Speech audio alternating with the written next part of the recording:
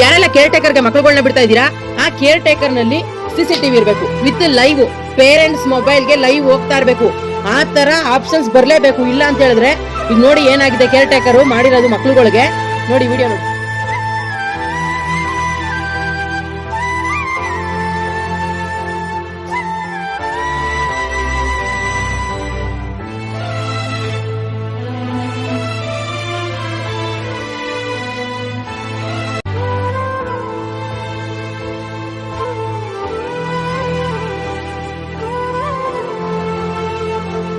ಹೆಂಗೆ ಅಂತ ಹೇಳ್ಬಿಟ್ಟು ಮಕ್ಕಳನ್ನ ವಾಷಿಂಗ್ ಮಿಷಿನ್ ಅಲ್ಲಿ ಕೂಡಾಕೋದು, ವಾಶ್ರೂಮ್ ಕೂಡಾಕೋದು, ಚಿಕ್ಕಗಳಿಗೆ ಗನ್ ಹಿಡಿದಿರ್ತೀವಲ್ಲ ಆ ಗನ್ನಿಂದ ನೀರು ಸ್ಪ್ರೇ ಮಾಡೋದು ಮುಖಕ್ಕೆ.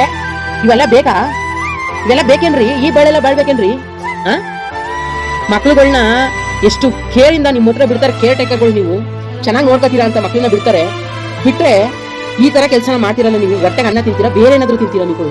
ದಯವಿಟ್ಟು ಇವ್ರಗಳ ಮೇಲೆ FIR ಆಗಿದೆ ಆಲ್ರೆಡಿ. ಬಟ್ ಏನಪ್ಪಾ ಅಂತ ಹೇಳಿದ್ರೆ ಲೈಫ್ ಲಾಂಗು ಇವ್ರಿಗೆ ಬೇಲೆ ಸಿಗ್ಬಾರ್ದು. ಪೀಡೆ ವ್ಯಾಪ್ತಿಗಳಿಗೆ ಮಕ್ಕಳನ್ನ ಈ ತರ ಮಾಡ್ತಾರೆ. ಆದಷ್ಟು ನಾನು ಮನವಿ ಮಾಡ್ಕೊಳ್ಳೋದು ಏನು ಅಂತ